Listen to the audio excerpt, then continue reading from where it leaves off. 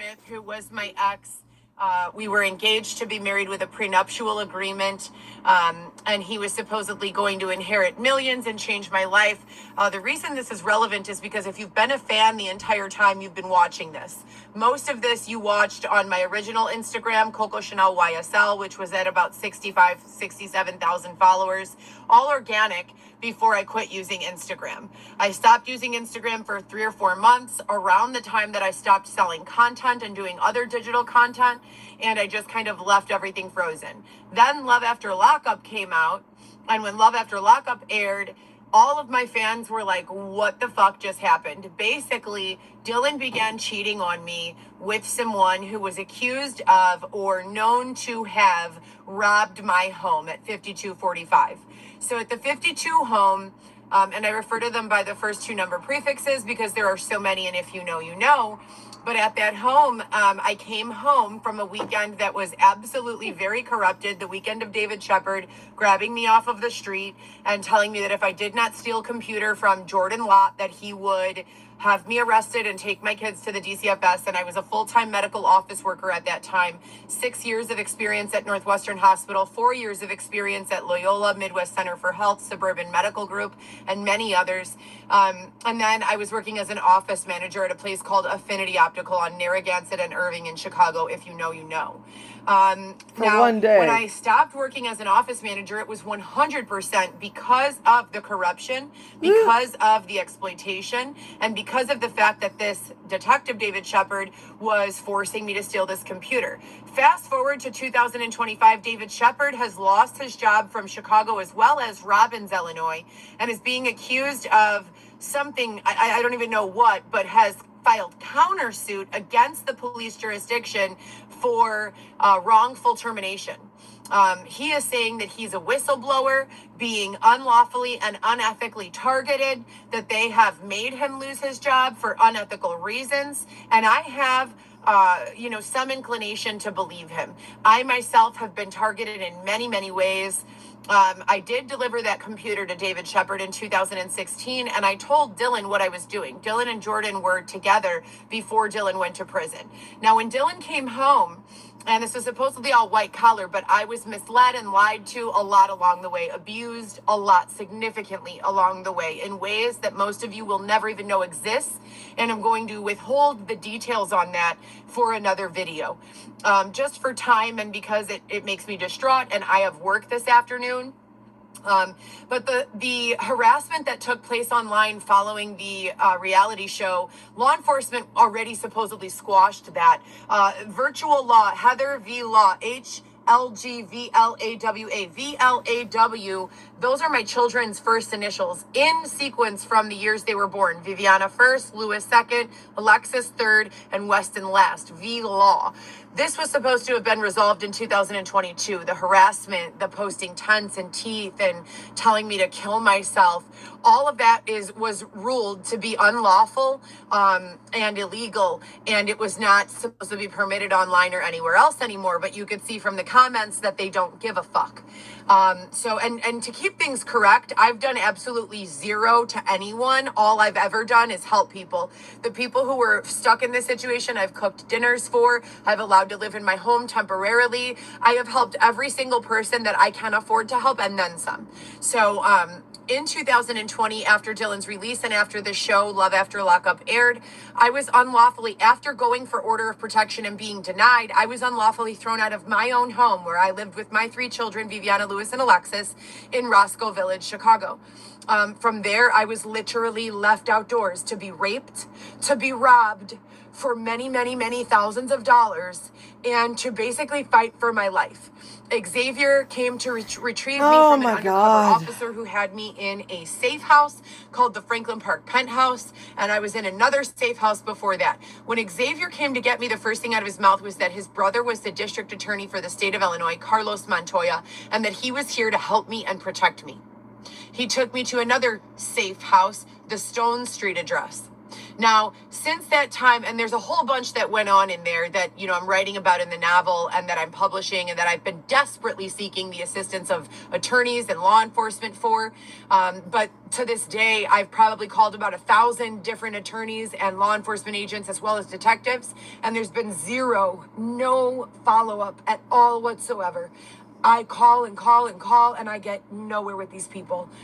But since that time, since Xavier and I broke up, since Xavier and I, met each other, he began a romantic relationship with me. And basically I have been, for lack of a better way to explain, fighting for my life, my freedom, my physical safety, and for my right to say I don't want to have sex with a man when he demands that I do. I have literally been thrown out of my home, out of my safe place, forced to engage in behaviors that otherwise I would never even have knowledge of, because I've said no to exchanging sexual favors with these men. Yet you're an escort on escort pages. This was supposed to all have been resolved. When I started documenting all of this in 2020, I never thought that in 2025 I would be sitting here going through it all again. It seems like they've begun to take a play-by-play from my old videos of what I've recorded that has been done to me. And they're basically reenacting those same kinds of things. So they're just kind of curating the same thing to take place over and over and over and over again. And it's not entertaining, and it's not legal, and it's not ethical, and it's not morally acceptable. So I've had an apartment now for about a year and a half. I moved into a hotel for about 6 months.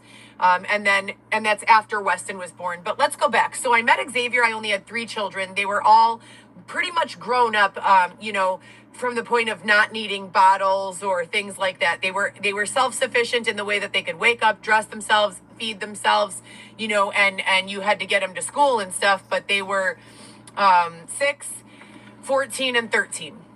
Yeah, 6 is now grown they're up. 19, 17, and 12, and then Weston is 18 months old.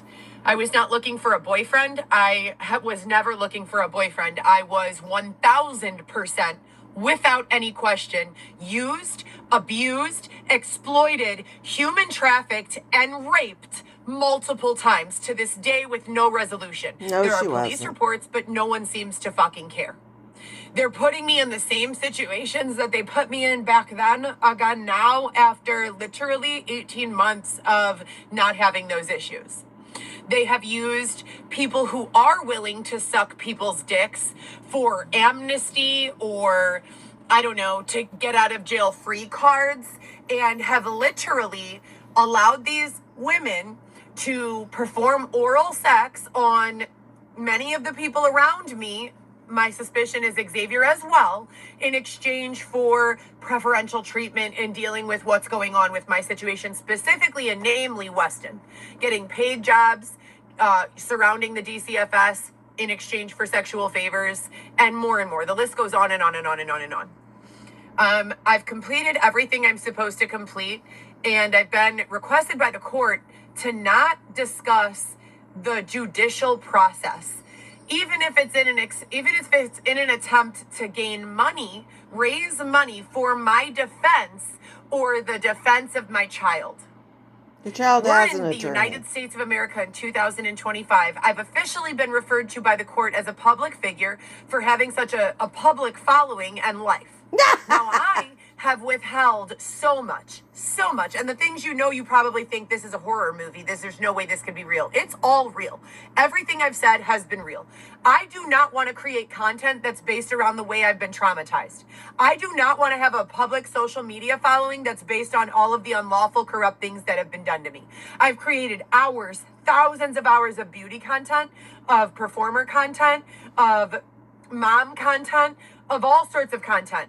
Nope. They keep on grabbing me around my neck and forcing me by threat of taking my infant son to create content like this. When I stop creating content of victimization, all of it's real. None of it is fake. Everything that I've said is real. Xavier promised me that he was going to protect me from whatever type of corruption was going on as a result of me reporting Dylan and attempting to get my apartment back. And then it just turned into him getting me pregnant while on birth control, like some fucking disgusting Jerry Springer show. I have never been white trash. I'm not claiming to be better than anyone. I just have morals and values that don't align with that type of person or thinking or behavior. Yes, I'm fully aware that if you stand on my neck, you can get me to do anything in an effort to breathe. It's the same with every human being that there is. We don't need to continue to reenact that or force people to behave in uncharacteristic ways by stepping on their necks. This is fucking bullshit. It's 2025. Run, Javier. All of the little passive aggressive abuses, all of the little baiting, badgering, and other setups are all coming again because someone thinks that it's my responsibility as the victim after being raped, robbed for everything I have, my Cadillac being stolen and sold at auto auction, left outdoors to be assaulted, having my medication stolen for 2 years, getting physically assaulted 8 or 9 times in that period. I've never been the aggressor, getting stabbed, getting bludgeoned. Someone thinks that's not enough for me to finally deserve peace. Someone thinks that because of those things, it should be my responsibility to be targeted by this abuse again so that others can observe and make some sort of judgment about the way that I'm being treated or reacting to said abuse, or the way that the world needs to be handled because of the abuse and the comments and the lies and the fucking bullshit that's coming in. Let me make you aware. I had a digital team. All of the harassment stopped when I had a digital team.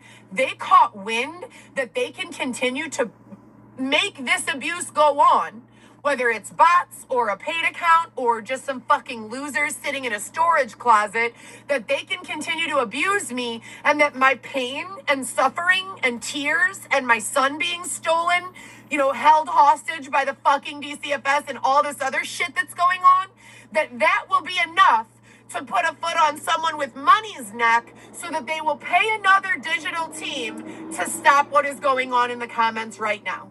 This is another form of extortion. Find someone else to do it to. My work schedule is 2 to 10. For the last week, I have been physically and psychologically manipulated, bullied, harassed, or otherwise prevented from doing my job from 2 to 10. And I have been literally working from like 5 to 1 in the morning. I'm exhausted. Then I have to come to the DCFS office to see my baby, and I have 3 other children.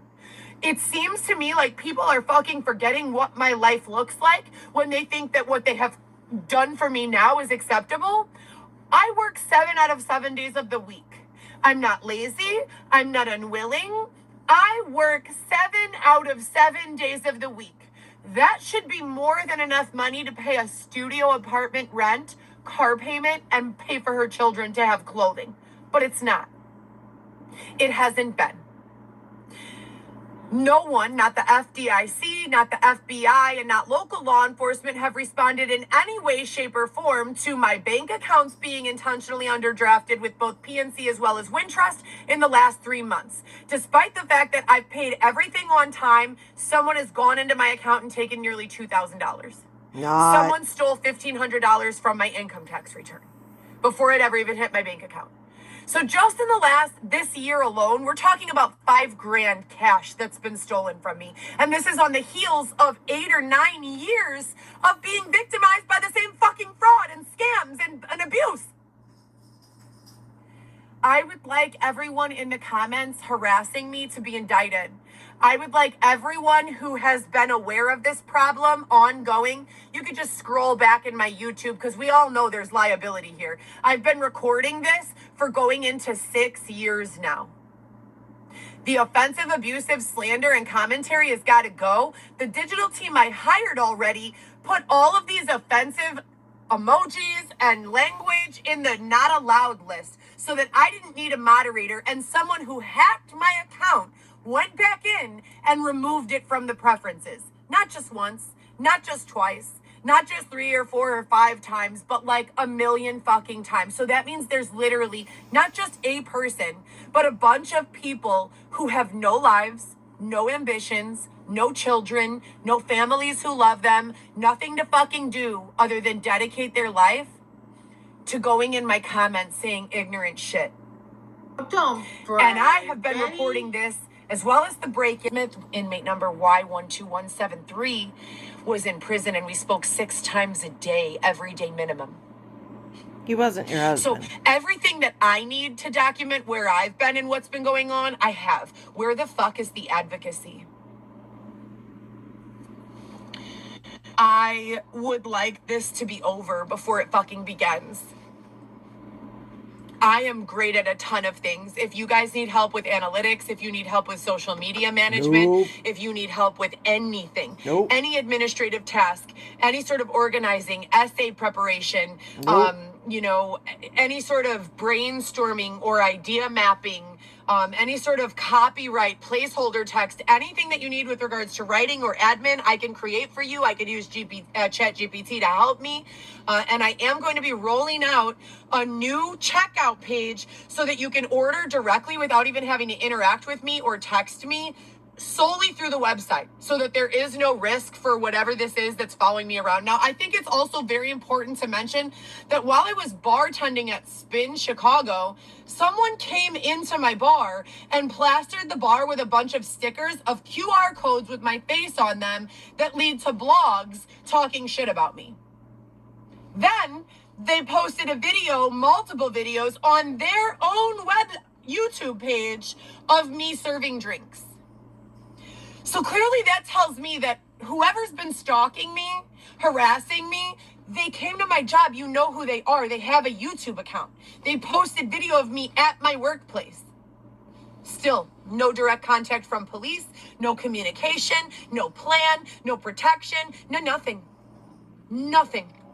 And since that time, I had to switch my job to a driving job so that no one could follow me and post shit about me that is or isn't true and try to destroy my life. I have already gone above and beyond. I have already taken probably years off of my life dealing with this fucking shit. I am asking again for the authority to get back involved, because everything that you guys have already resolved is happening again in front of your eyes. I work 7 out of 7 days a week and have for the last at least 9 months. So? Before I was driving Uber, I was driving Lyft.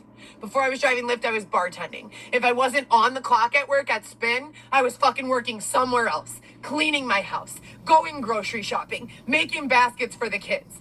Escorting. I don't have lazy days. Go and fucking find someone else to bother, to harass, to steal from. My goal is the same today as it was 2020, as it was 2019.